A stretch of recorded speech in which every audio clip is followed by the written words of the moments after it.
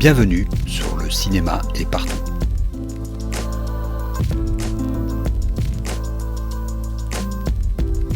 Un podcast sur l'industrie du cinéma et ses évolutions.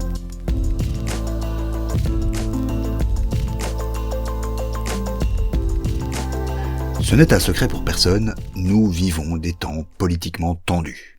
Les médias mainstream et les réseaux sociaux sont engagés dans une bataille pour le penser juste.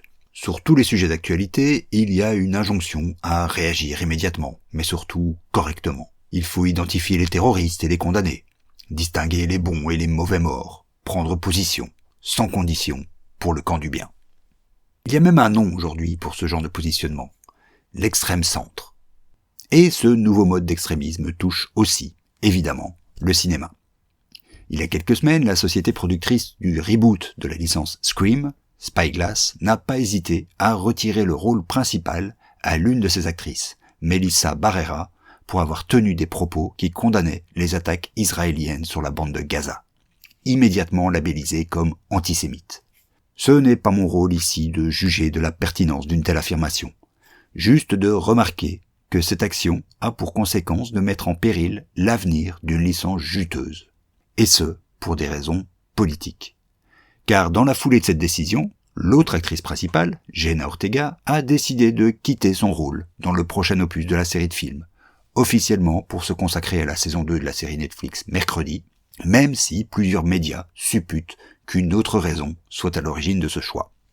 Avant d'aller plus loin, une précision s'impose. Ne nous leurrons pas, tout est politique, et le cinéma ne déroge pas à cette règle. Les tuches sont politiques, tout comme le mépris envers ces films.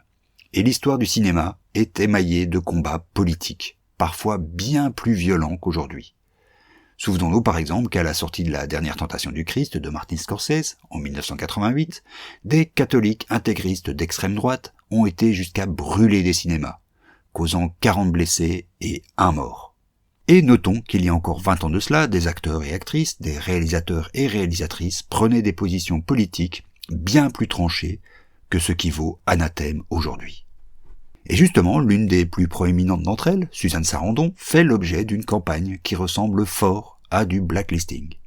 Évidemment, on pourrait arguer que ces campagnes sont l'effet d'un puritanisme tout américain, qui gangrène aujourd'hui le célèbre Hollywood Left.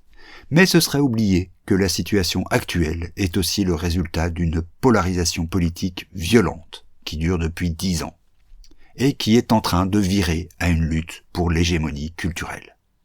Toutes choses dont nos pays européens ne sont pas exempts, loin de là. L'extrême droite européenne est, sans ambiguïté, engagée dans une bataille pour l'hégémonie culturelle. La pensée d'extrême droite est de plus en plus manifeste, quel que soit le pays. Pour en rester à l'industrie du cinéma, une autre affaire prouve que l'Europe n'est pas immunisée contre cette bataille culturelle. Il s'agit du cas du film Avant que les flammes ne s'éteignent, dont l'actrice et chanteuse Camélia Jordana tient le rôle principal. Avant même sa sortie, le film récolte sur sa page Allociné une note spectateur anormalement basse de 1,4 étoiles. Très vite, des internautes remarquent que le film est la victime d'une campagne orchestrée, et la teneur des commentaires ne laisse presque aucun doute sur l'origine de cette attaque, l'extrême droite. Bien sûr, ce film n'est pas le premier à être l'objet de telles campagnes. Les Misérables, le film de Lajli, en a aussi fait les frais malgré son succès. Tout comme, à l'autre bout du spectre, Bac Nord, Vaincre ou mourir, le film sur les guerres de Vendée produit par les promoteurs du Puy du Fou, ou récemment le film complotiste The Sound of Freedom, ont pour leur part été défendus avec les mêmes moyens par l'extrême droite.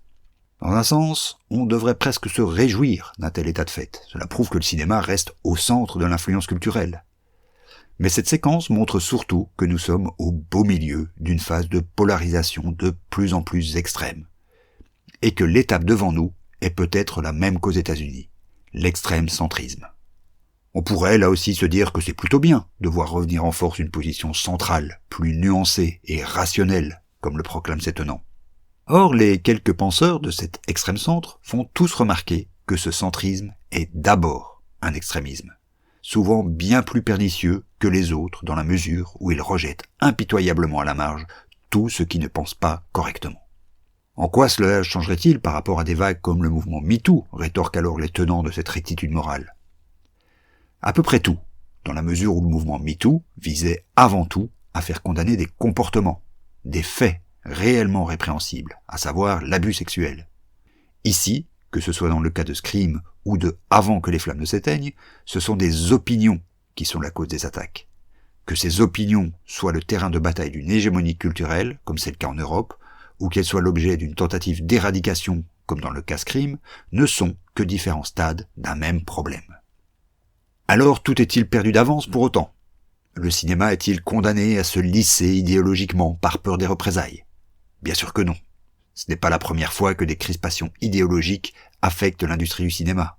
Qu'on pense au code Hays, au macartisme ou aux périodes d'occupation en Europe. Dans tous ces cas de figure, les auteurs et autrices, les cinéastes, ont juste trouvé des moyens plus subtils pour être subversifs. Et ce sont les marges commerciales qui ont été à la pointe de ce combat d'une critique voilée de nos modes de vie. C'est toujours dans la contrainte que la créativité se libère. Peut-être sera-ce le cas encore avec cette nouvelle phase de puritanisme idéologique. Et peut-être même que nos petits pays, à la marge autant économique que politique, seront les ponts avancés d'une telle lutte. À la semaine prochaine.